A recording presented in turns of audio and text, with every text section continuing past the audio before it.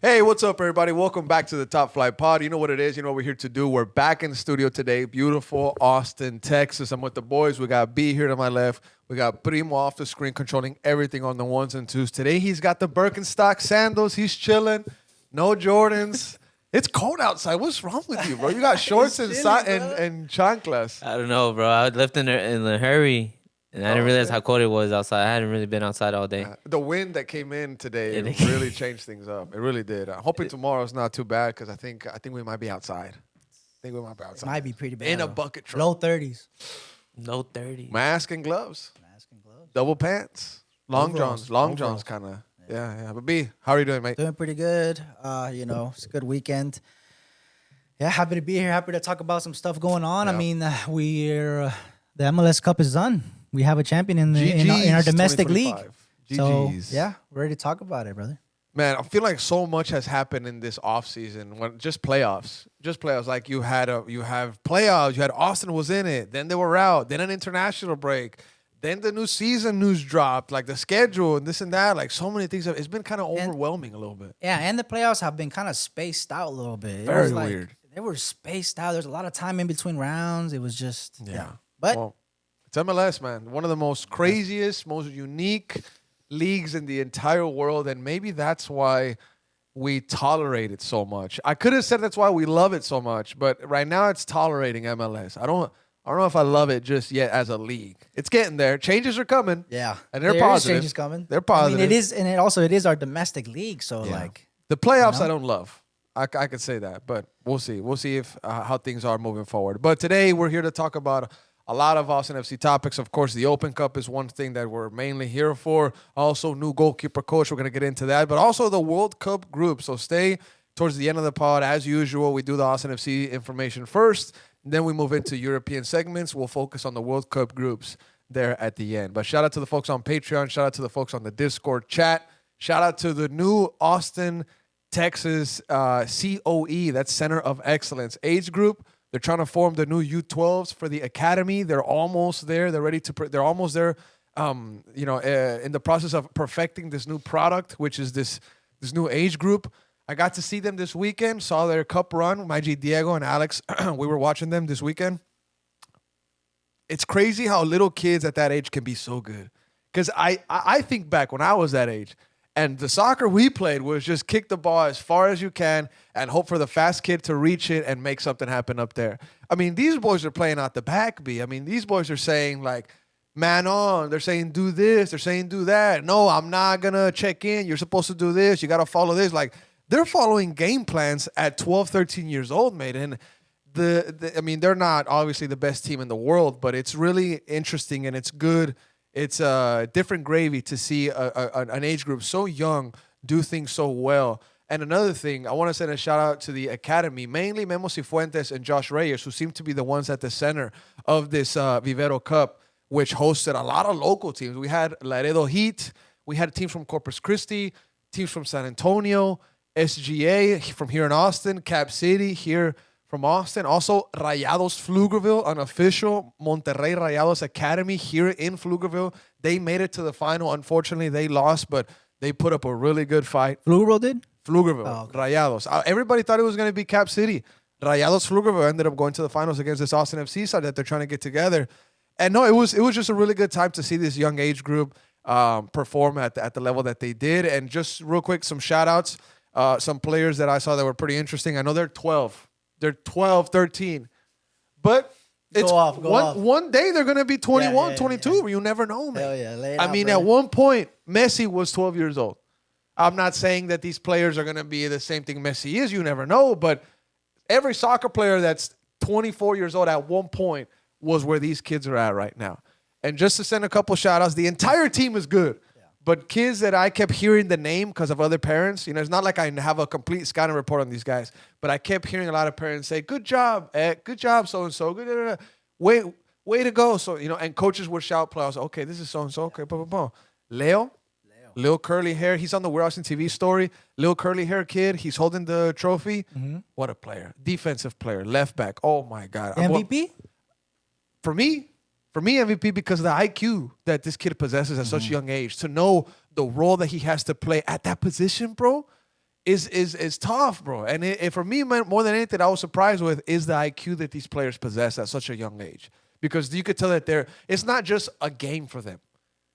You know what I'm saying? Like it's more than a game for these kids, and it was good to see that as somebody so young, a little kid, is taking this so serious. It's good. It was a good thing that I saw in this event that hosted a lot of local teams.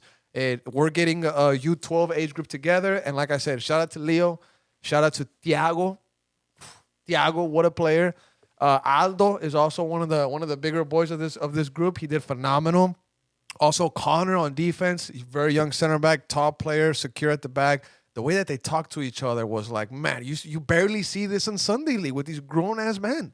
So it was great to see this, to hear these boys, and I'm excited for them to progress. I also want to send a big shout out to Rayados Pflugerville, Cap City, SGA. All these local programs are doing great things, and I'm excited that hopefully in the future we can have more conversations about some of these academies in this area. Barca Austin, they're also doing a lot of good things. They have former Austin FC academy players like Tiano Vela, and I know I'm going off on a rant, going off on a tangent, but you know how much these academy levels mean to me. Yeah, of course. And then also you have something like Austin FC, MLS, that kind of is gravity towards people in the area that are taking, that want it to be serious, want to grow the sport. They're kind of gravitating towards now Austin, thanks to Austin FC. And I got really happy with this final because it was Austin COE versus Rayados Pflugerville. And if I'm being quite honest, Rayados Pflugerville had a full starting 11 of kids that looked just like us.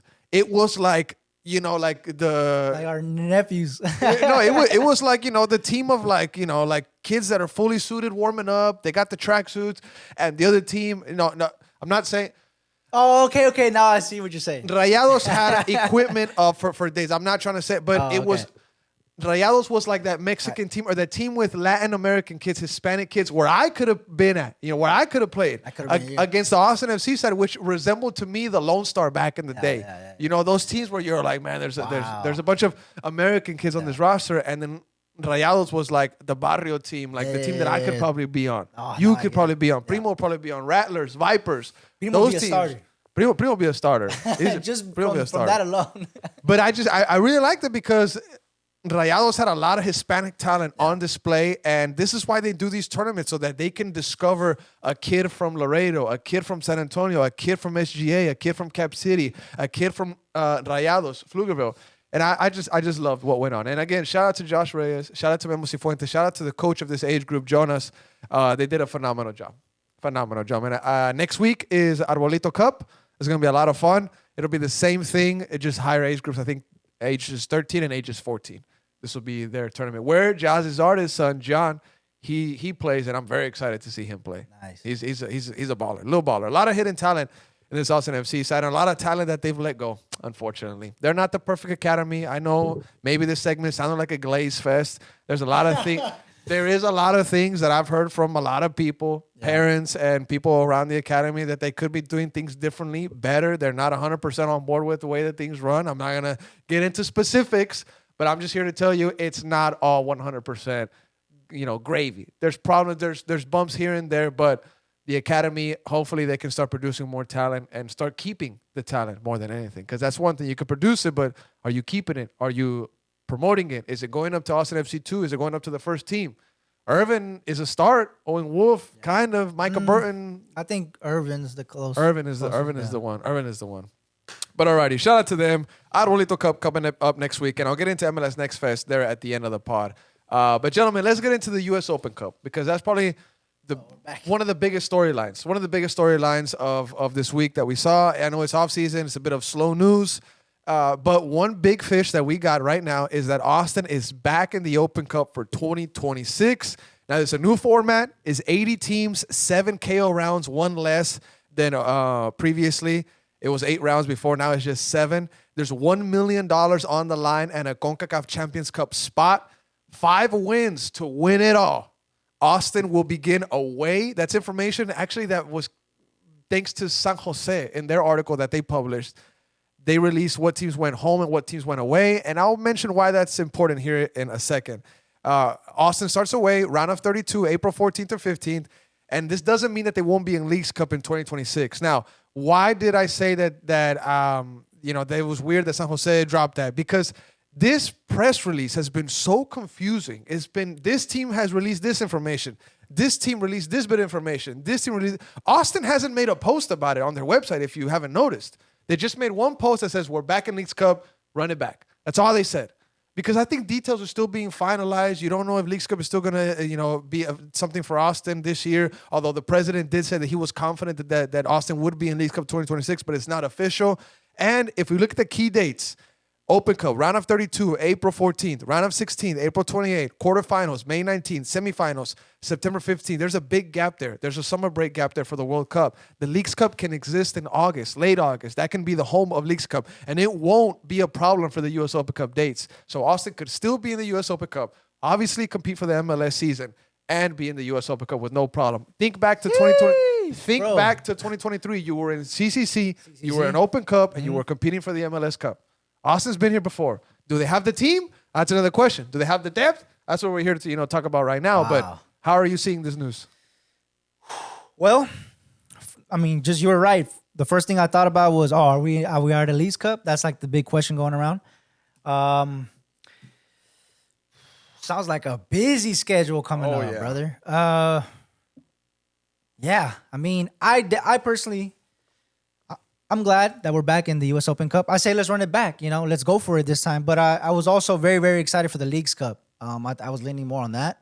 But hey, if we think we can take on the schedule, then why not? But we're gonna have to get some reinforcements. Some players need to wake up. We need to clean up the roster a little bit and give it another go. I mean, that's all you can do. That's a lot of football, mate. That's all you can do now. There's a break. The World Cup, right? There's a break. And I have to ask you, does Austin have pressure to get to the final? Nah. To run it back? Because Diego and Alex agreed that there's no excuses. There's no excuses for Austin FC to not get to this next U.S. Open Cup final. Is there pressure?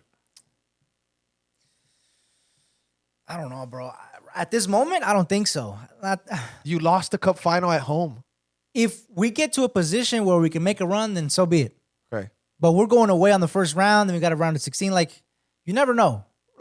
At the moment, the team's playing, we might prioritize something else. And also, this isn't Austin FC 2 plays the first round. No, you have to put in your strongest team. That's what one of the rules says. You got to put in your pro team. So Austin FC 2, I don't think that they could play the first round like that one time where they played the first round and lost it, I think, in PKs or extra time. You wouldn't use this, as Coach Nico, a window for rotation, of course. We're going to get new players in. You can't have your number one firing at all times. So, and also, let's be real. You know us, and we have a thing in the U.S. Open Cup. Although we made it to the final last year, yes, we're known to struggle against the San Antonios of the world, the Los El Paso of the world. Yes, but making it to the final, you think that those days are done with? I'm gonna put it this way, bro. I'm not expecting Nico to go and win this cup. This coming up here. You're not expecting it? Okay. It depends on us being in the Leagues Cup. Also, if we're in the Leagues Cup, I say, let's go hard against Chivas, against Toluca, against Monterrey. The Leagues Cup can be, 4 weeks? 3 weeks? It's not that long. The Open Cup, it's spaced out the entire season. April, May, September, October is the final. I think if Austin FC is able to manage their season correctly, no injury problems, which you don't know what can happen, that's the big factor. I think they can make it to the final, bro. I think they can. I think they can and they should make it to at least the semifinal. Let's do that. At least the semifinal of the U.S. Open Cup. The way I see it is the first game rotation. The first game, whatever it is, rotation. You know what it is? I'm with you on that. Okay. I'm with you on that. And if we win, good for us. We go on to the next round. There has to be pressure to perform in these cups. And then we'll probably rotate again for that round. And if we win that one, then it's time to take this cup seriously and put the starters in, maybe go all out. Also, that depends on us being in the Leagues Cup. Okay. If we're not in the Leagues Cup, then I'd be expecting a final. I'd be expecting a final. I think you should consider yourself in Leagues Cup. You should be thinking about being in. So then we're in everything, right? In everything. Well, then we rotate first round, second, and the next round after that. And then if we're still in the tournament by then let's go for it. In the round of 32, you're gonna face an opponent where your rotation player should win the game. And I'm with you on that. I'm with you on that. But as you get into late stages, you need to be fielding a more competitive side with your starters to get to late stages of this tournament. If it is not a semifinal appearance for Austin FC, bust in the Open Cup. bust in the Open Cup if Austin doesn't get to the semifinal in 2026. I'm saying it today, bro. I don't know. I know it's early. Agree. We're still not even in 2026. If they don't get to at least the semifinal of the Open Cup, it's a bust again in the. But if we're doing good in the league Austin. and let's say we win the first one or two games of the Leagues Cup, we won't even be thinking about that, bro. We won't even be I think we need to be trying to win everything we're in. Of course. That's what I'm saying. So whenever But you're an Open Cup, realistically, play the game. you can't go elite 100% your best for every tournament. You just can't. Well, I mean, I'm making the argument because everything's spaced out. The Open Cup is spaced out. The Leagues Cup will be in August. The league it takes out all year. Rotation is not an option. Well, I mean, we also it's don't not know. like I'm sorry. Yeah, rotation is a must. We also don't know what players are going to come in. We don't know what Exactly. players are going to go out. Plus, they need time. But you already saw a limited new Austin FC side make it to an Open Cup final. I think if it's not semifinals, I want to get Primo in on this. If they don't make it to the semifinal, for me, it was a bad Open Cup in 2026. Even if we're doing good in the league, and if we're doing good in the league, if we don't make it to the semifinal of the Open write Cup, this I'm going to be pod like number bust. down, bro. Write this pod number down. And I'm very curious to hear what other folks are saying that are listening to the pod. If you want to leave a comment, we're going to check it out, obviously. Or if you want to, But it's so tough to say too because it's so far away. Also, I mean, you don't know the situation. Like the energy has to be running back. Has to be. Primo, where are you at on this topic? Do you think there's pressure for Austin to make it to the semifinal or the final?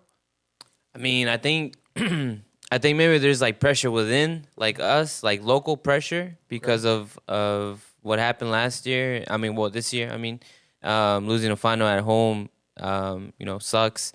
So I think there's gonna be that pressure coming from the fans. But as far as pressure from like everywhere else, I don't think there's a lot of pressure. Like when it comes to the U.S. Open Cup, I don't think it's expected for that same team to run it back every single year. So especially if you're in the Leagues Cup, are we trying to form a serious big organization? Especially if you're in the Leagues Cup. Are we trying to form a big serious organization? Or are we just gonna be just a team that maybe we'll do? No, we have to demand things from these kind of tournaments, man. Of course, bro. No one disagrees with that. Of course, like we want to, but come the season, come time for that. Like you said, we'd expect a rotated lineup to take care of against Giddings FC. You know what I mean? You know what I mean? Giddings FC is crazy, bro. Should we not expect our rotated squad to beat them? Yes. But sometimes, I don't know, something happens, they beat us, we're out. It depends on what round. Giddings over there by Elgin? Or Lubbock FC. I don't know. Lubbock FC. I'm just saying. Farolito. I'm just saying, bro. The burrito. You never know. That's the beautiful thing about the U.S. Open Cup. Yeah. That's the beautiful thing. Now, I think there's going to be a ton of pressure from the fan base when Open Cup games come around because what are they going to remember? They're going to remember the bitter taste of the Open Cup final loss at home. The fans are going to want things from the Open Cup now. But if we're second in the West, we just beat Toluca in the Leagues Cup. No one's going to care. I'm not saying we are. Second in the West doesn't matter until you get to the playoffs. The Open Cup can be done in October. But you know this fan base, brother. You know it's going to be cool as long as we're doing pretty good in the league, I think. I'm not going into the season and be like, it better be a finalist. It better be like that. I'm just not, bro. I'm going into the season with pressure. If we're not in the Leagues Cup, I'm with you. The club, but you say we are. Are we in the Leagues Cup? Have you ever done manager mode in FIFA? FIFA? Of course, okay. Of course. Whenever you join the club and they make you sign the contract, one of the boxes for Coach Nico this year coming up, make it to the semifinal at least of the U.S. Open Cup. Nah, hell, no. Playoffs is one. Playoffs is one. At least the semifinal of the U.S. Open Cup and Leagues Cup. Get out the group. Get out the group in Leagues Cup. Those are the three boxes that Coach Nico has to have on his contract for 2026. If we're talking about FIFA manager mode. FIFA manager mode. No.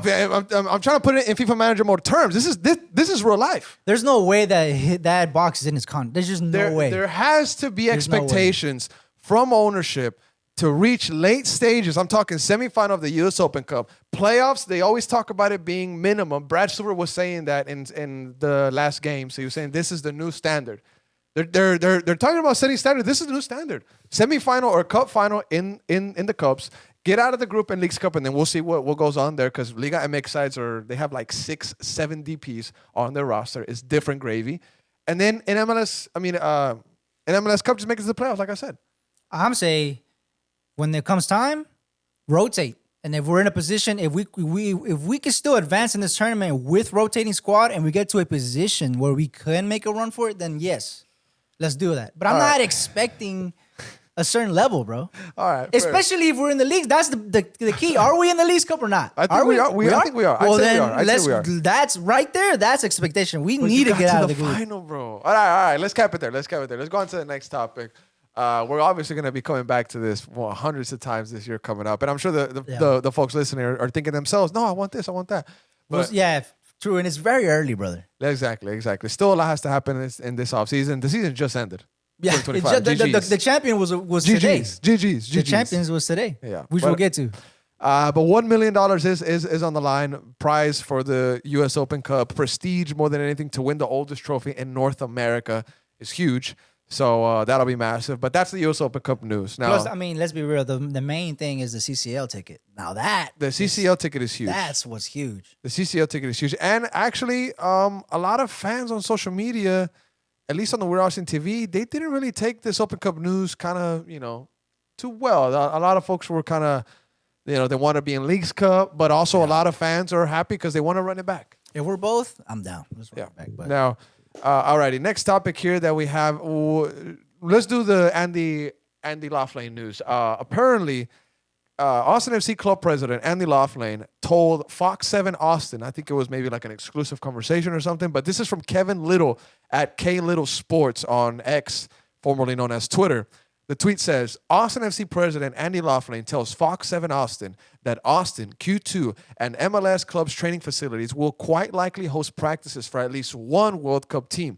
I've also heard that from local soccer sources. Makes sense with both Dallas and Houston as host sites. So we're going to have a lot of teams in Dallas, a lot of teams in Houston. And before we get you guys' takes, I have a little bit of a bomb to drop on today's pod. ooh, Yeah. let's go. I dropped it on the Spanish pod earlier today. I'm excited to release this information on the English podcast. That here. one's little man. This one's Fat Boy. They're brothers. They're brothers. Oh, They're, okay. they're one older brother, one younger brother. You know how that role goes. But the information that I have received, and I'm not obviously folks, whoa, where'd you get this from? Sources will remain anonymous to protect relationships. But one of my local sources is telling me that the tweet is that at least one team wants to come to Austin to use the St. David's Performance Center as their training facilities and maybe Q2. Well, this person is telling me that one of those nations that wants to come to Austin to use this city as kind of their base, one of the biggest World Cup nations ever. You gonna say it? Germany, bro. Oh, Germany. Alemania. Germany. brother. Germany. Miroslav Klose. I'm talking Jens Lehmann. I'm talking Michael Ballack. I know Beeman knows him very well. Philipp Lahm. Mueller? Mueller. I mean, Rudiger. I mean, most recently, Musiala. I mean, so many great players in this German side. I have information, inside information, that Germany is one of those nations, because the tweet says maybe one or more. But Germany, they only play one game in Houston, right? Yeah, they do. It's just Curacao. the information I received is that Germany wants that they're looking into Austin to being one of their bases. So we'll see. I mean, Portugal plays twice in Houston. That would be awesome. Maybe they're also a team looking into it. Plus, if it's worth it. The facilities here is worth whatever the Houston Dallas has. I mean, you don't want to go to Shell Energy, brother. Now, if we go off of testimonies of pro players, most recently we've had Chris Richards at St. David's Performance Center, FA Cup champion, Crystal Palace defender, U.S. men's national team captain Chris Richards. He said that the U.S. men's national team boys, they love coming to Austin because they know the facilities here. They know it's top tier, Field 5-star, $30 million that was spent building this, right? That's why we have St. Edwards also. St. Edwards has an elite, top of the line, beautiful field. Thank you, field. B. Thank you, B, that you mentioned. So we got it going on here is what I'm trying to say. And it might be worth driving a little longer and staying here. I'm just pointing that out. B, that you mentioned that actually because awesome. You ready for this? A ver. You don't even know this. You don't even know this yet. Bird just chirped and the Netherlands have just been mentioned. The Netherlands are very associated with Dallas in this World Cup. Netherlands have just been mentioned. They're asking for things for advertisement for the World Cup, but there are bigger fish that want to occupy that space, and that could be more financially beneficial to the area. That's me paraphrasing I'm not saying word for word. I'm paraphrasing what I have here on my screen. And also, I mean, Netherlands, Germany, and there's other teams that could be more beneficial financially for the area to host them. I mean, Argentina plays in Dallas, but one point on the Netherlands, they do play twice in Dallas. Once so wait, in so this means Austin is going to rent out the facilities. They're going to benefit financially from this. So he's saying that there's other teams willing to drop the bag to use St. David's. Well, then it would have to be also Portugal. People need to realize Houston. This is breaking news coming from my iPhone right now. This is breaking news coming from my. Nobody in Austin is talking about this right now except the Top Flight. Germany, Netherlands, and then some other names that could be beneficial financially. They're willing to drop the bag to use our 5-star facilities. Who is it? I mean, it makes sense for Portugal. They're in Houston 2 times. Oh, El Bicho? El Bicho training at Austin FC, güey. I'm done. El Bicho at Austin FC facilities, brother. You had at Q2? You had Sergio Ramos at Q2 for the All-Star. You'll be there, bro. I know you will. You'll find a way. I'll find a way. You'll find a way, bro. I'll find a way. But yeah, this bit of information we got from inside source. First. Shout out to the source. Not revealing anything other than that to protect relationships, but we'll make a graphic soon. You're listening. You're hearing this like literally. This is hot off the grill. This is out the oven. So this is for you guys. I'm gonna share it to the Discord chat right now. But yeah, Germany and Netherlands sounding the alarms. They want to be in Austin. It could be somebody else. We'll see. We'll see what happens. But one important thing that Alex mentioned on the Spanish part is that this is very exciting. Yes, that there's going to be these ginormous World Cup nations in your city, but the security is going to be on another level. I'm sure. I'm not sure if there will be open training. Excuse me. I doubt there'll be open training. I'm sure there's going to be heavy police presence at Palmer Field. It's going to be tough. Especially El Bicho. But think about it in terms of Secret Service type stuff. Exactly. Think about it in terms of you'll be able to welcome the bus, send off the bus, maybe check out the players at the hotel. I'll tell you something. There's going to be a crowd somewhere. 100%. Somewhere. Whether 100%. they probably won't let them close, but they'll be, wherever the line is, that's where they'll be, brother. So that's where Age is going to be. That's inside Agent information. Daniel. It's inside information that's coming from me. I'm actually the first one reporting this. Wow. Boom, crazy stuff. Pretty cool. Hit the follow, hit the subscribe. You're only getting this from Top Flight, but that's the news. Very interesting stuff coming to Austin. And honestly, the watch parties in the city when the World Cup comes around is going to be insane. It's going to be crazy. It's such a heartwarming thing for me, too, because you'll see casuals or like fans that aren't really fans love like be watching it and into the games like you are. You know, it's just, you know, hopefully this could be a trademark going forward and maybe help grow the sport here. Primo, any thoughts on the breaking news? It's crazy. Big teams coming to Austin. I think they're looking into. Think about it. If you're trying to win the World Cup, you want everything to be perfect. You want where you train to be perfect. You want these guys to sleep well. You want everything to be perfect. And I think Austin has, the best facilities out of all the teams in Texas. So and think about the fame that Austin has worldwide. I mean, I think this is a city that's got a lot of good rep. No, I think positive. I mean, the Violet exit was pretty national. No, I'm talking about Austin as a city. As a city. I'm thinking these European nations, they're thinking Austin is like a utopia in Texas. I mean, if you compare it to what Houston got going on, yeah. I'm saying. I mean, even Frisco like, FC. They see it, and it's right in the middle. You can go to Dallas in the same time that you can get to Houston. Netherlands plays both in Dallas and Houston, so it makes sense. Makes sense. Be in the middle. It makes a lot of sense. So I'm very excited. You're only getting this from the Top Flight Pod. We're going to make a graphic about it here soon, but you heard it here first. Germany and Netherlands are knocking on the door, but there's other teams interested, and they're willing to pay more to use the facilities here in Austin.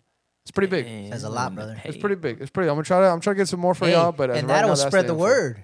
Next thing you know, there's a young player somewhere be like, hey, Austin, I was there for the World Cup, bro. Their facilities, elite. That's exactly what I was going to. This is also the best form of like it's word for mouth. It's word for mouth. Exactly. It's just like, you know. Yeah, let's say you and I are two young players in the Serie A. Or something. We play for Fiorentina, right? I think they're still in the top tier, right? We play for Cagliari. We play for Juve, something, right? And then you tell me, hey, man, I just got a contract offer from Boston MC. Yeah, you ever heard anything about him? And I tell you, and I'm a national team player, or I played with the guy that used the facilities for national team, and I say, hey, dude, honestly, I know Primo. He was there with the Netherlands national team. He said that they're the best. They had great food. The weather wasn't that bad at that time of year he was there. It was kind of hot, but he's been in hot climates also before. He said it's similar to this place. And then he'll say, it's a city that's growing. It's very young. And it's a great place for you to raise your family. And guess what? Your wife, she's pregnant and you have a baby on the way. So you got to think about that now. And guess what? The Austin FC roster, it has a lot of guys that have kids. So the roster itself doesn't have a lot of guys that are going to get you in trouble by going out. Doesn't have a lot of guys that are going to cause trouble. You know, it has a lot of guys that are chill guys. You have a lot of Brandon Heinzikes. You know what I'm saying? So it's a good atmosphere. Yeah. It's great word of mouth, like you said. And then he'll sign. And then we get a new player. And then you win 2030 MLS Cup. Oh. No, too late. 2028 MLS Cup. 2030. But all right, guys, the World Cup action is definitely coming to Austin one way or another. Just because they missed out on matches doesn't mean that they're out of the action completely. And big teams are looking to come here in Austin. You heard it here first. Now, next topic that we have is the new goalkeeper coach. Fabio Hernandez joins Austin FC as new goalkeeper coach, formerly with Huntsville City and MLS Next Pro. He's been with New Amsterdam before. He's been with Chattanooga Red Wolves FC. And he's also the highest, from what I could tell, the highest level of experience that he has is interim goalkeeper coach for Nashville SC, MLS club, US Open Cup champion. And he now joins Austin FC. And we wish him luck. But on the Spanish part, I hope I didn't sound too critical. Spanish, it was my first language, but I adopted, English, and it's kind of became my dominant role. Maybe I misspoke in Spanish or whatnot, but I was a little bit critical of this signing. I'm obviously going to give him the chance that everybody gets, right?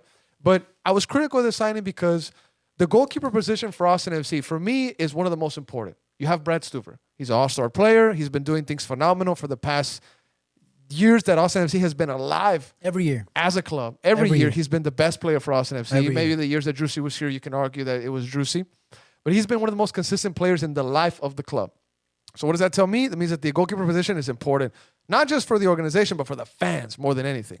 And you've had Galan, which was coming from Spain. He worked with Shakhtar, Inter de Milan, Atleti, top-tier European teams. In the middle of the season, out of nowhere, poof, he disappears. A lot of questions surrounding that exit. What really happened? Was it a sporting decision? Was it a relationship that fell apart? Brad Stuver had nothing but good things to say. And we all noticed that Brad Stuver's level went up with Galan. He became an all-star, not just because of Galan, but he did elevate Brad Stuver's level. You can easily tell. Now, this guy, Fabio Hernandez, he could be a protege. He could be somebody that was recommended to Austin FC as a guy that's up and coming. He's been doing things really well. He deserves that shot.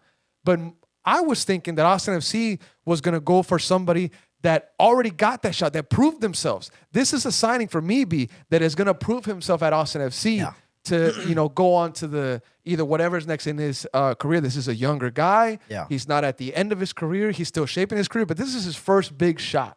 So I was thinking that for the goalkeeper position, Austin would have gone for somebody maybe more experienced, somebody more kind of tried out in some of these higher leagues. Instead, this gentleman, Fabio Hernandez, he's coming from MLS Next Pro, and I'm not trying to knock him. He's going to get a chance like everybody else, but the experience is where I'm a little bit critical, B, and I'm not trying to sound harsh. Yeah. It's just a reality. The goalkeeper position, he now has to work with three great keepers. Brad Stuver, Damian Loss, phenomenal in USL, broke records, won everything, swept it. And Stephen Cleveland, maybe he's not great. He's good. He knows what it takes to be a second backup keeper in MLS. He did it in Seattle. I'm just a little critical of this signing. No, I'll tell you, it's alarming to me. Alarming? A little bit. Ah, shoot. Yeah, okay. I would say it's alarming, brother. I didn't think you were going to go there. Yeah, I mean, like, so we're just gonna be giving them like we have a young, up and coming Damian Loss, brother. He needs somebody to He shape him. needs somebody, not that which goes. He just came out of the MLS Pro. Yeah. If we're gonna grow him, We're growing the coach too. You see what I'm saying? it's alarming. To me, it's alarming, brother. I don't know if it's alarming. I mean, but it is like a little bit of a head scratcher. We're gonna say what we're gonna. I agree with you. We're gonna have to give. We're gonna give him his. He's gonna have to. He's got the job. He could be the best goalkeeper coach this club has ever had. You never know. You never know, bud. But it's a little alarming. It's just the experience when it was listed, Huntsville, You were shook, Chattanooga. bro, don't lie. I was like, You were shook. I was like interim manager. I was like Nashville. I mean, I guess at this point you can't track back. It would break. It would. It's official. It would upset me so much if we I don't know. We got to give him a shot, but we have a young player in Damian Loss, man. We need to bring more experienced talent around him to help him grow. Yeah. If you feel like he's the guy to do that, that's okay. We're gonna give him a shot, but I don't know. If I had Loss, I would be like, who is an elite goalkeeper coach to help this Damian Loss grow? Because he's going to be a big player because he's shown it so far in his career. That's where I'm at. That's where I'm at. That's where I'm at too. That's where I'm at too. So, I mean, you use the word alarming. I would just say it was a head scratcher, but we'll see. We'll see how it progresses. Sure, brother. We'll see how it progresses. Like I said, this guy could be a prodigy. He could be somebody. He could be under. He could have been underneath. This could be his wing. start to a credible career. That's what I'm saying. This could be a start. But the problem that I'm criticizing is Austin is the start at a position where it's so important for so long. So if there's even a little drop, fans will notice. Come on, and these fans will. If you think that this is another MLS club where you could just kind of, as soon as Suver starts letting goals in, they just changed goalkeeper coaches. Well, look, bro, there's people calling for a director's name, brother. So the goalkeeper coach ain't safe. But like I said, we're gonna give him a go, of course. Best of luck to this gentleman, Fabio Hernandez. We exchanged some messages on IG. We followed him. He also followed back. Just welcomed him to the club. Nothing out of the ordinary. Just welcome to Austin, and this is us. This is what we do. And boom, boom, boom. Boom, boom, boom, boom. Woo, woo, woo. Wazam. No, I'm just kidding. Wazam actually means something bad in Atlanta. I learned that from Drewski recently. Oh, really? Yes. Man, I need to watch out. Delete that, brother. Write that down. I need to watch out. Primo, what are your thoughts on this? I mean, exciting. Every time we get someone new, we're just excited to see what they can bring, and hopefully they can do good with the team. You got some good goalkeepers, some good talent you can go off of, and hopefully that reflects back. So good luck to him. So the coaching staff is Coach Nico, Davio Arnaud, Beto Gonzalez, Nico Bosch, field analyst Coach Alberto Ballesteros, and now goalkeeper coach Fabio Hernandez. Best of luck to him. Also, best of luck to former goalkeeper coach Cameron Sauro. He took the job at the U.S. men's national team level, not at the first team. I think at the U19 or at the U20 level, but he's now with the national team youth rank. So best of luck to him. And Galan, he's killing it back in Spain. And also formerly goalkeeper coach Preston Burpo, part of the history now. He left when Coach Nico got here. He was under Josh Wolf. He's gone now as well. But best of luck to wherever these people are. And we'll go from there. So best of luck to Fabio. Fluent in English and Spanish. That's good. That's pretty positive there. You need that, brother. Need that here, especially here. 100%. Minimum. 100%. Now, one of the last kind of things with Austin, like I said, it's been kind of like a slow news week and stuff like that. The MLS Next Fest updates for the U15s, 16s, and 18s. The 18 boys went undefeated at MLS Next Fest. They have one draw. The first game, it was 2-2. They won game 2. They won game 3. Fantastic performance. They always do really good at these Fest tournaments. And this is what I was asking for. I had podcasts recently where I kind of came at them. I was like, guys, 2 wins in your first 8 games in league play is unacceptable. You got Fest right around the corner, and this is your form? What do you expect to do at MLS Next Fest? Boy, did they kick it on at MLS Next Fest. And good stuff, boys. The 18s. This is what expected from you at this age. You're next up. You need to start taking these things very serious at the nutrition level, at the sporting level, at the education level. You really need to start taking this as serious as this is your job. This is going to be your future, your livelihood. If not, join the workforce. Pick up the hammer. If not, pick up the ball, buddy. Or pick up the clients. You know what I'm saying? Or pick up the pen at your desk job or something. Or really lock in, because people would kill to be where you're at. And that's exactly what I said on that pod when I kind of came after them a little bit. But well done, boys. This is what I'm talking about. They saw the pod, bro. This is what I'm talking about. They saw the boys. pod.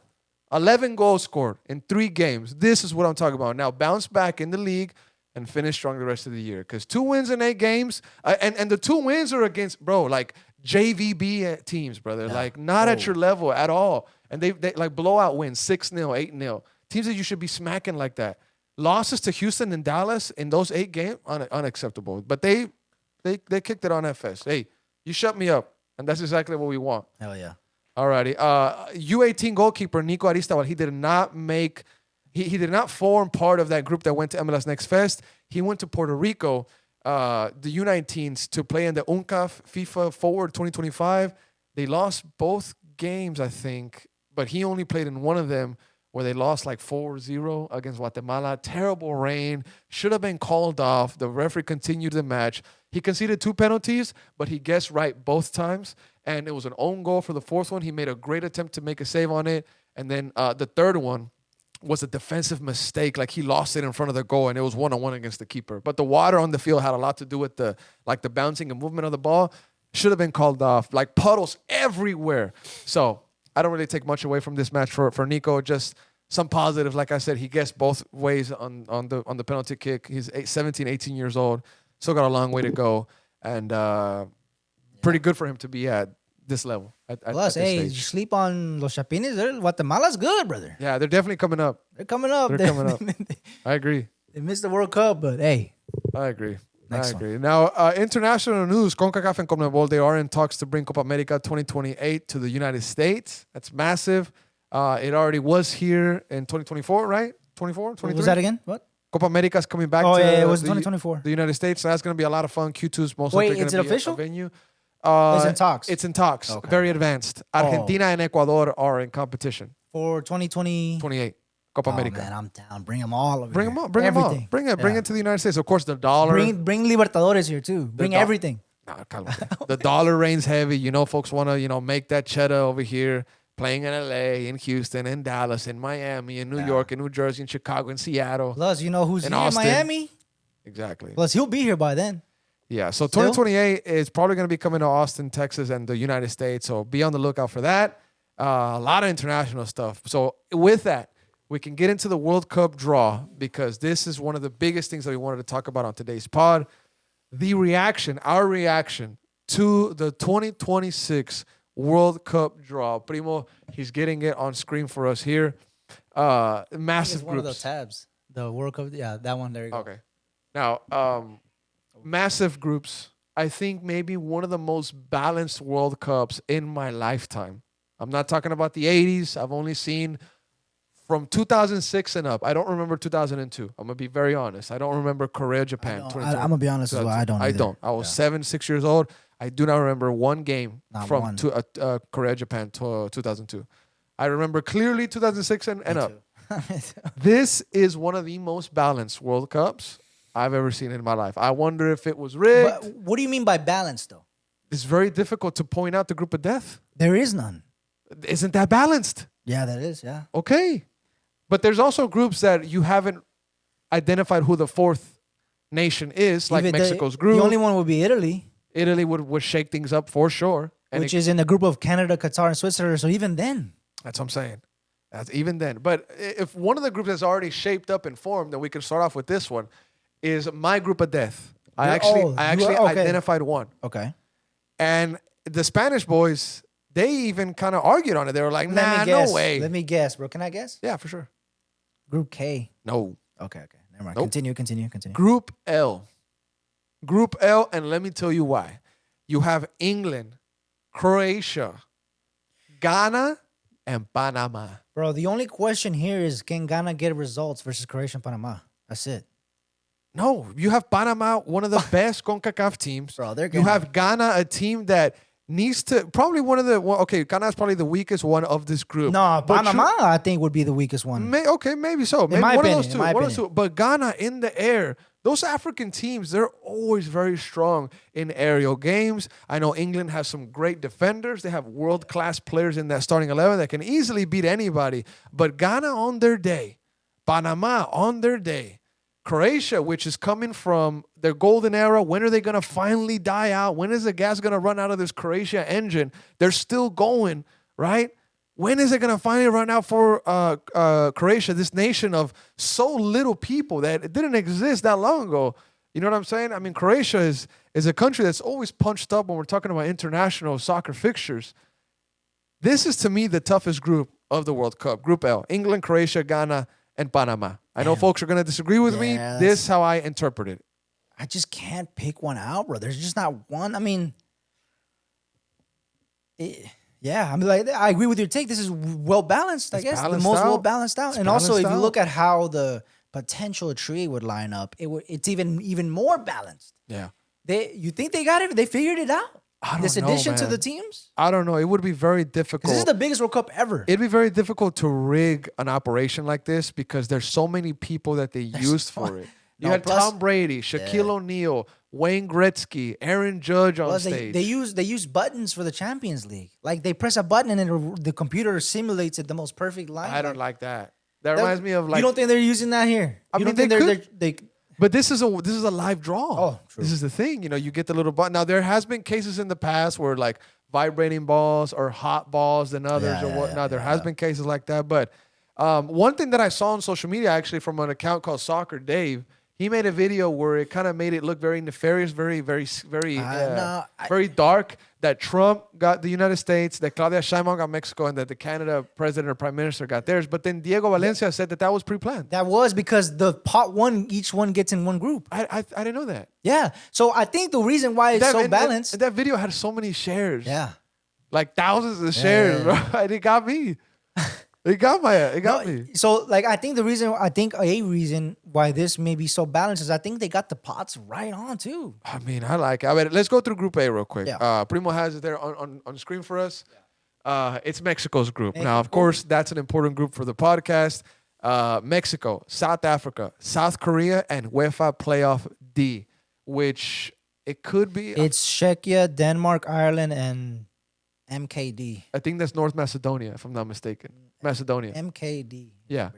MKD. If I'm not mistaken, that's North Macedonia. But those teams, I mean, Denmark, Ireland. Would be tough. Ireland would be awesome. Imagine Mexico versus Ireland. They're cousins, Mexicans and Irish people. They're actually cousins. Yeah. But, I mean, let's get to it here. Basically, Mexico-Korea is going to be the...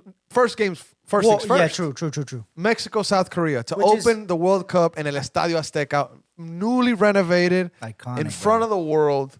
Speed will probably be there. Oh, 100%. Sketch probably be there.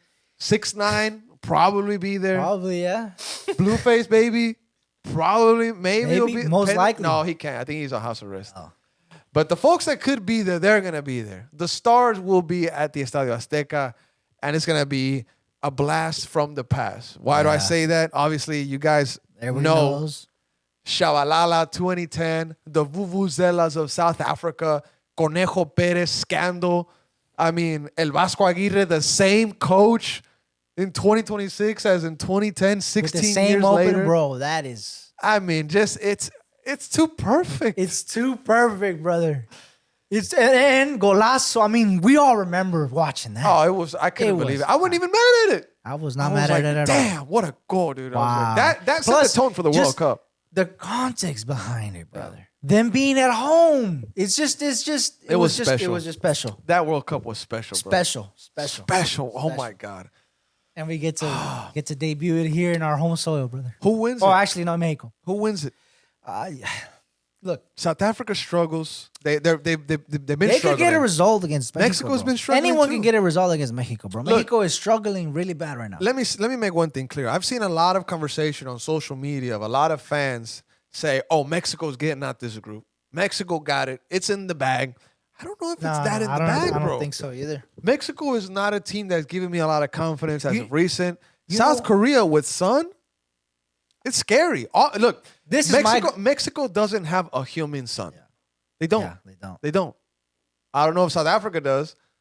I don't think so. But what were you going to say? This is my group of death. Yeah.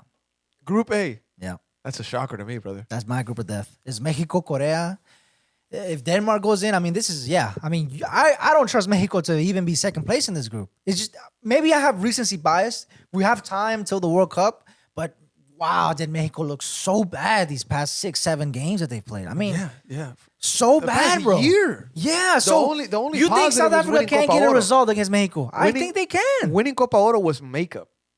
Over Yeah, it over, was. over a pig. Makeup on a pig. And it doesn't the hurt saying that goes. USA didn't take it serious either. I mean, Yeah, and USA is looking scarier and scarier and, and scarier. what do they have at the helm? Okay, let's get into the Yeah. group that USA has. They have Paraguay, Australia, which Hercules Gomez identified as one of the cupcake teams that could be drawn against USA in that Group D. They got it. They got it. And they're waiting for UEFA Playoff C. Who's in the UEFA Playoff C? Do you know? Right You got that info. Pull it up. Who's UEFA Playoff C? It's KOS, Okay. ROU, Okay. SVK, I think it's Slovakia, Romania, I think Cyprus, and TUR Turkey. Turkey. Turkey is a new name. It's a new So name. either way, USA gets out this group. Bro, USA Paraguay. USA wins this group 3-0. USA 3-3. Paraguay. USA Paraguay get out this group. This is the easiest group in this whole. Mexico got the group of death, and USA got the easiest group, bro. Look, I'm a U.S. men's national team fan. Obviously, I'm a Mexican. Obviously. I'm a Mexican national team fan as well. But we're talking about U.S. men's national team. Yeah. I don't know if they beat Paraguay at the World Cup. I know that they just beat them. They do. Convincingly. They do. And Paraguay looked bad. They destroy every team in this group. I don't think they destroy I think this Paraguay. is a 3-0, 4-0 every game. I don't think they destroy Paraguay, brother. I think so. Paraguay is going to be their toughest opponent.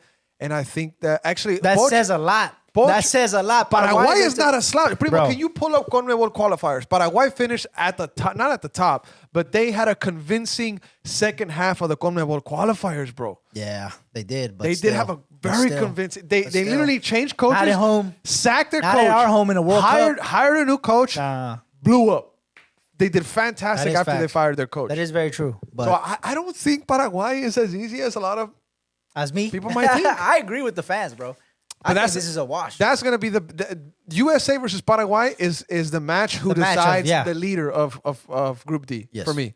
Yeah. But anything can happen. I mean, Australia can kick it up and beat the USA. Anything can happen at That's the the World beautiful Cup, thing bro. about the World Anything can happen at this freaking World Cup. Where did Paraguay finish in the CONMEBOL? Sixth. 6. Not bad. Yeah, not bad, but still, bad. that's what they would be at. They literally rescued it. They rescued it. Literally rescued They it. rescued it. You're right. They rescued it. because they were in Yeah, they're full of getting not washed. making it. Yeah, they're getting Remember washed. the fan that spoke to us They're getting washed for sure. outside Q2 and he was saying Yeah. we used to be great. Iñe. Iñe. He was And speaking now in- it's just TikTok. Yeah, Tito, yeah. He No must nos be- bañábamos. Yeah. He said we wouldn't shit. shower, so we would No, he sing. said they wouldn't shower. Yeah, the players yeah, wouldn't yeah, shower. right, I'm sure he showered. Don't put words in his mouth. But Paraguay saved it. They're getting washed. Paraguay literally is living Yeah. what Venezuela could have done. That one low key kind of hurts me, brother, because you know why. 'Cause I know. People know why. We got homie I Alex. mean, and it could have been Salome. United States, Venezuela, Australia, and UEFA Playoff C. You know, And Venezuela could have made it out the group. yeah. You know what's had me dying laughing is these TikToks after the groups are just the memes are just so funny, brother. Oh, yeah. The word I saw one where Guatemala could have been in the same group as Croatia and England. It was just what could have been, brother. Imagine Guatemala versus England, brother. I've seen one. You know where Stewie? He's like, well, maybe I'll just go to sleep now. Yeah. And he turns off the light and he covers himself. He's like, it's a flag of Haiti and Curaçao. And it's like, well, maybe I should go to sleep now. The one's like, me invitan pa humillarme. Okay, All due but- respect. All due respect. All due Oh. respect. The easiest group in this whole World Cup is definitely this group, brother. A crazy group: Belgium, Egypt, Iran, and New Zealand. Group G. That's an interesting one. Interesting group, bro. Could that be a group of death? Nah, it's definitely A, bro. Belgium's golden generation destroyed. They're Courtois ruined that locker room. In Kevin just doesn't care anymore. You got Egypt and Salah. Salah's going to pour his heart on this is the World Cup after what's going on with Liverpool right now. The only question would be Egypt or Iran, I think. Iran, honestly, dude, shout out to my boy Shayan. They're going to play in Seattle. Can you believe that? Oh, what? Huge It for was him. meant. It was meant for him. And you know homie. what's so cool about him right now, bro? His content, his page. He's doing a lot of stuff with players of the national team, Iran national team, Iran, nice. and Iran players, which is very cool too. So it's massive for him. And New Zealand. That's one of the one of the little groups that are complete already. Group G: Belgium, Egypt, Iran, and New Zealand, bro. It's gonna be an interesting group. But okay, let's go to group games. Which ones are the bangers? It's gotta be. Can I say mine? Spain, Uruguay. Spain, Uruguay, in Mexico. France, banger. Senegal, France, Norway. France, Norway is I think number 2 because France, of Senegal is a historic England, game, Croatia? bro. France, Senegal is like a beef game, bro. They got beef. They don't really like each other. Oh France, no, Senegal. I don't know. I mean, That's like France, historic beef, bro. That's like generational beef. Yeah, there's something. There's there's Like Serbia, Albania type but shit. France, France, Norway, banger. And also, check this out. Mbappe is 4 goals away of reaching Miroslav Klose's record of goals at the World Cup. He'll do it 16. in the group stage, brother. He'll do it in the group stage. He'll do it in the bro. group stage, brother. Yes. Now, another big talking point is Messi fanboys, What, Ronaldo bro? fanboys, cakewalk groups. Yeah, I don't want to another hear it from either side. Argentina got. Argentina, Algeria, Austria, Jordan. Yeah, this is their. Come on. Come on. I- Portugal, Actually, this might be the easiest one. It's between this one and USA. Portugal, Uzbekistan, Colombia. That's a tough one. That's a We're nice going to get Ronaldo versus James. Yeah, And then playoff 1. FIFA playoff 1. Jamaica could win that. That's a very interesting one right there. That'll be a lot of fun. That'll be a lot of fun. Wow. Also, Netherlands, Japan. That's a banger game. That's gonna be a really good fucking game. Really good game. The Scots are back. The Scots, Morocco, Brazil. Morocco, That's Brazil. a banger That's a game. banger Brazil as got a well. cake group. Also, Alex was telling me that there's something going around where the recent winner of the World Cups comes out of Group C. What? Group C is Brazil, You know we Morocco, started- Haiti, and Scotland. Morocco's no slouch. They've been killing it It's gotta be recently, bro. Brazil. Morocco, Yeah. Morocco won the U17 World Cup. They've been killing Oh, it. yeah. They've been killing it in They AFCON. beat They've the been U.S. right? They, in the bro, semifinal. they've been doing so well in the international stage. So Germany, Ecuador. sleeper game. Ecuador has The has meme football. of this group is Germany. There's the Germany, and then there's like all the Euro Cups and all the everything they've won, and then versus Ecuador, and it's just a reggaeton song.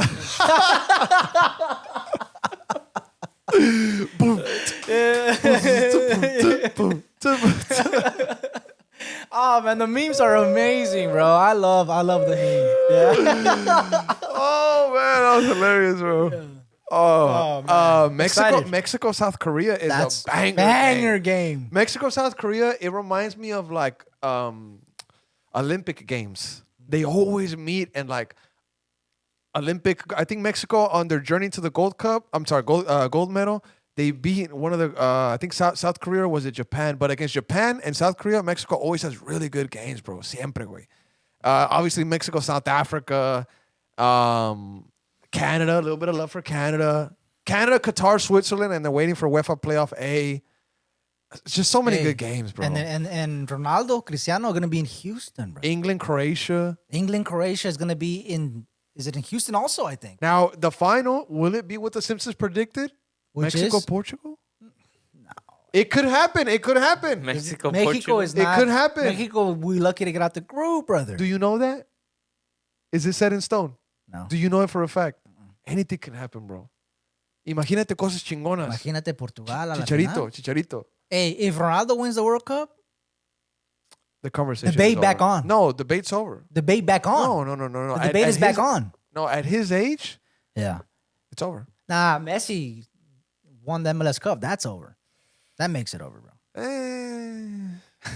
Is what it is. We haven't talked about MLS Cup, right? No, we can Okay. get into All right, it. but anything else on the group stage before we MLS Oh, Cup? I'm just and get out of here? so excited, brother. I'm just so excited for all these games, and I'm so also glad that our state of Texas gets to host a lot of them as well, thanks to Dallas AT&T Stadium and NRG Stadium in Houston. So, yeah, I'm so excited, brother. I'm so excited. I'm excited too. Yeah. Primo, what's probably one of the things that you're most excited about this World Cup? Probably Ronaldo, dude. Are you Probably Ronaldo, man. Yeah. I'm gonna be Houston? out there. I'll be Houston, out there. bro. I'll go in In Houston. Houston. Primo went to Houston to see Real Madrid Bayern, no? Yeah. Yeah, you I went when did. Rodrigo scored the free kick. Was Bicho there? Was El Bicho there? No, No, that he was post wasn't. Bicho. That was post Bicho. He's gonna be here, brother. Come on, now. Maybe Portugal gets the base here in Austin. Bro, what if you go to a Portugal out versus there. whatever game they play, and it's like Ronaldo scores a historic moment, and you were there, bro, in the world, bro. Like he does something The crazy. good thing if Portugal is stationed in Austin that we'll have Alex's Portuguese. Yeah. If they, hopefully we get credentials to go into the FIFA that would be FIFA zone. amazing. Alex with his Portuguese. I doubt it though. In I doubt it though. 2026. I mean, how important is that going to be? That's going to be massive. You think they'll let media in? He's going to be key. Alex is going to be key in 2026. Yeah.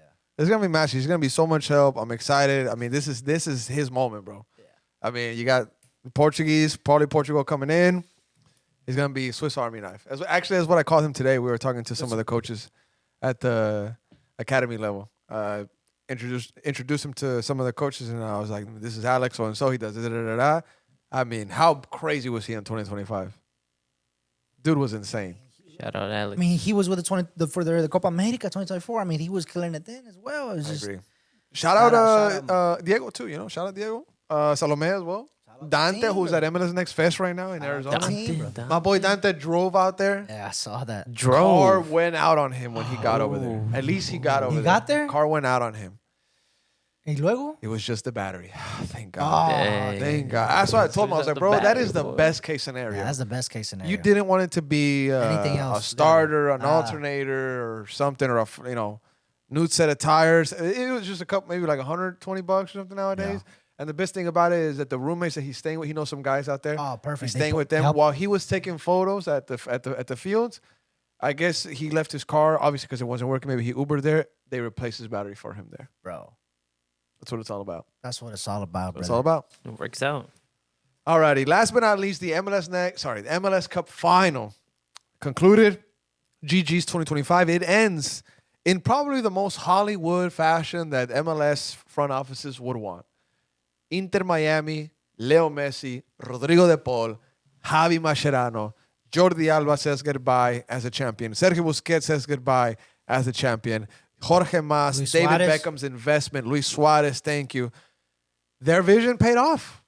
And they are now MLS Cup champions. It's what they've been aiming for. It's what they wanted. Now they're aiming for the CCC, words from Jorge Mas. They already have replacements for Jordi Alba, for Sergio Busquets, with verbal agreements. They're ready to go for 2026 during celebrations of 2025. I love that from their ownership. I love that kind of language from ownership at this point in celebrations, to be talking about what you want next year. And they're going to get it, brother. They're going to get it. They're going to get it. I mean, they're just going to keep getting stronger and stronger and stronger. And my question is, what is the league going to do to stop them? Not the league, but teams in the league. What is Austin FC going to do? What is LAFC going to do? What is New York City FC going to do? What is Seattle going to do? Are you guys is everybody going to wake up and stop this Inter Miami side? Because they're just going to keep on getting. I mean, they need to give us the same sort of rule sets that Miami has. I mean, I don't know if they broke any. I'm not saying that they did, but like to have a squad that they have, does not make you scratch your head and be like, how?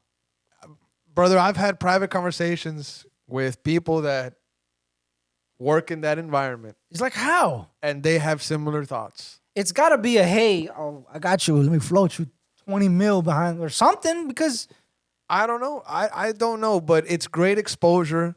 The league got what they wanted. Mm-hmm. Right before the World Cup, MLS is in everybody's mouths right now, talking about Messi, talking about David Beckham. It's a beautiful storyline. What a retirement for Messi. I mean, you come into Miami, out of all places, Miami, Florida. You win the Leagues Cup the first year you're here. You win the Shield. They won the Shield, yeah. And then you win the MLS Cup. And now you're eyeing the Champions League. And not only that, you're doing it in Miami, like I said, surrounded with all your best homies. Yeah. And you're giving them perfect farewells to their retirement. You got your buddy coaching the team. You open up a new stadium in 2026. You open up a new stadium. I mean, state of the art. Wow. $1 billion. What a retirement for this guy. And not only that, you're talking about retirement. When everything is said and done for Leo Messi, he is part owner of Inter Miami.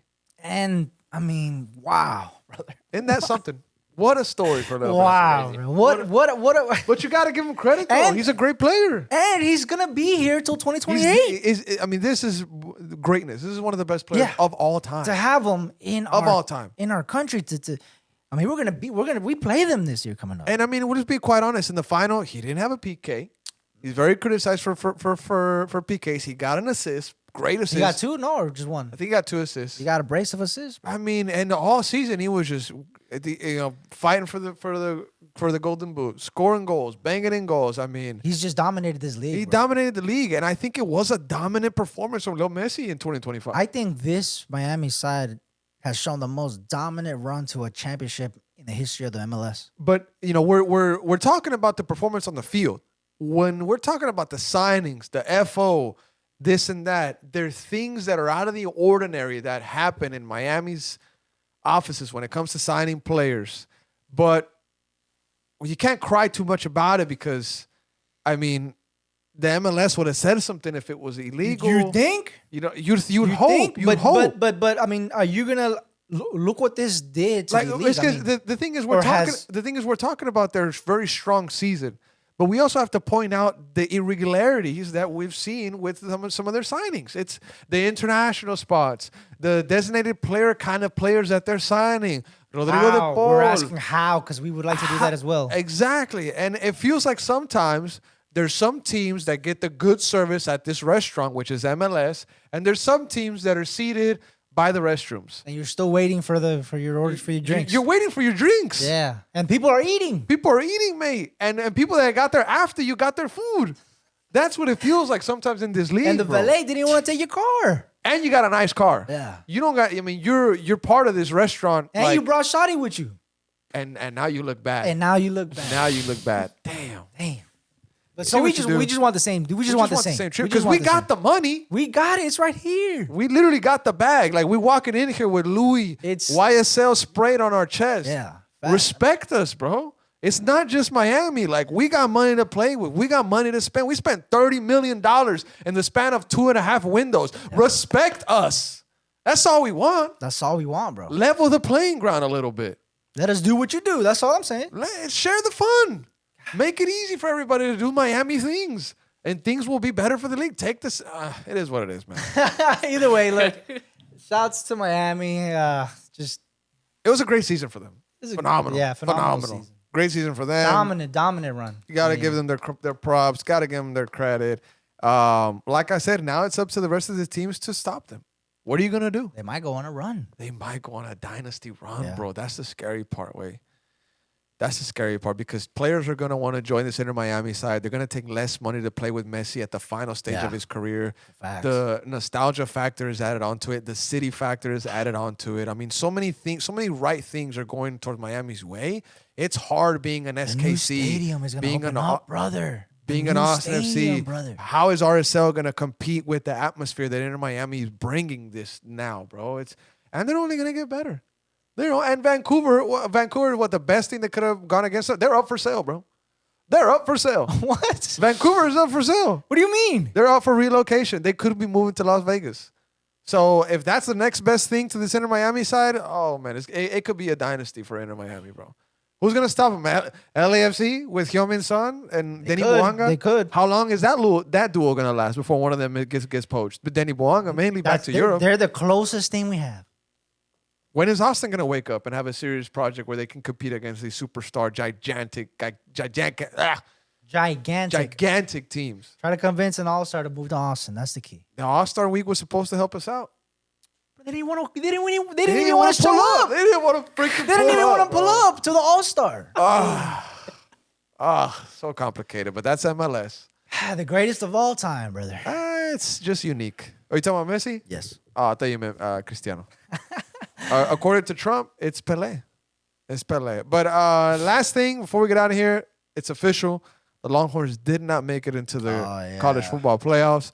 They stayed at 13.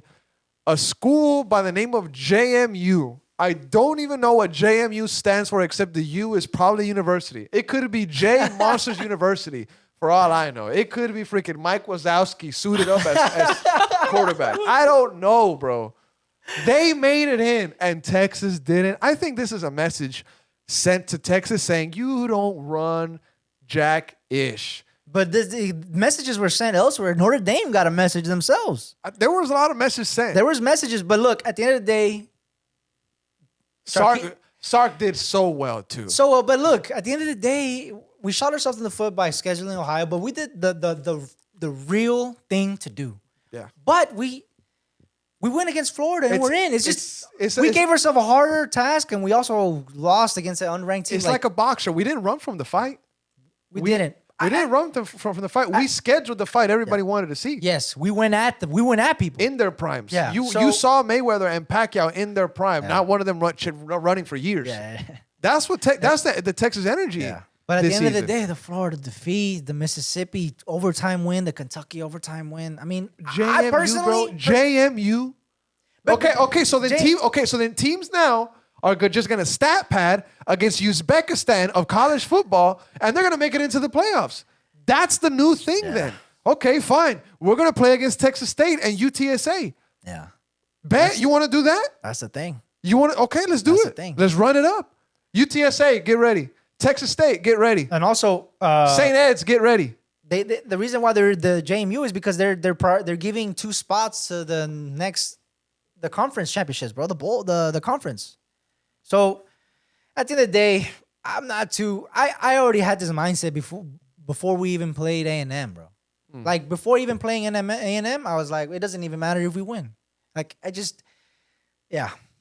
And but Indiana getting the number 1 seed after being Ohio State in the Big Ten championship as well. Georgia absolutely mopping of Alabama. That's another thing. Alabama didn't move a spot because you obviously don't want to punish Alabama for going to the SEC championship, right?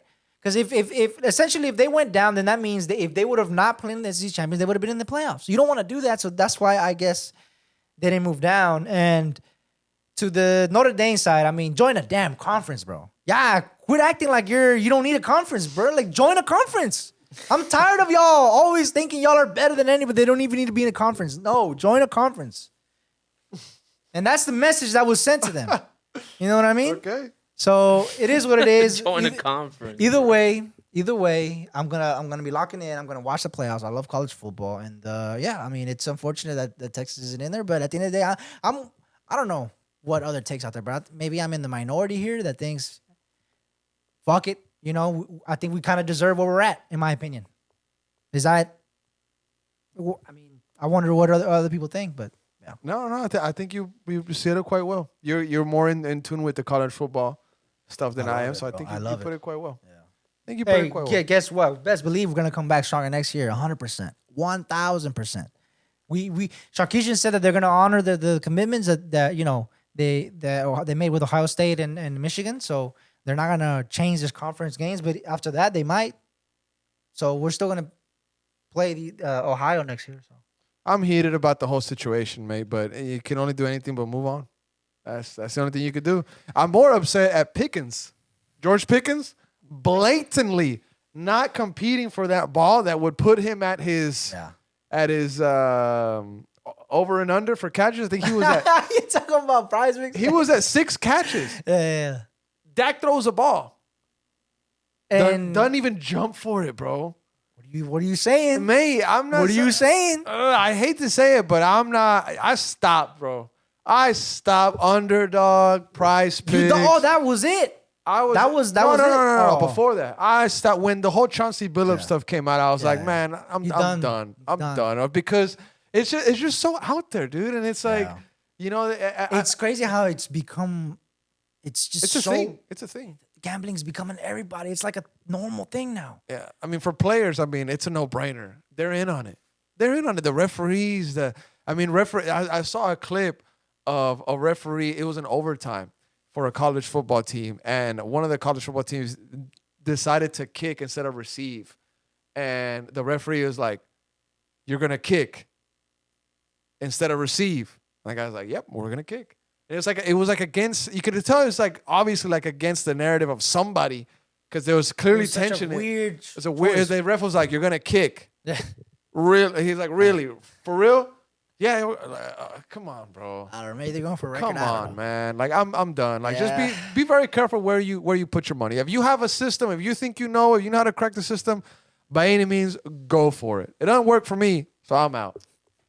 You're out. I've been out, brother. It's working for Primo. Primo's the guy. Primo's the guy. Primo's up 20 racks. God, know, man.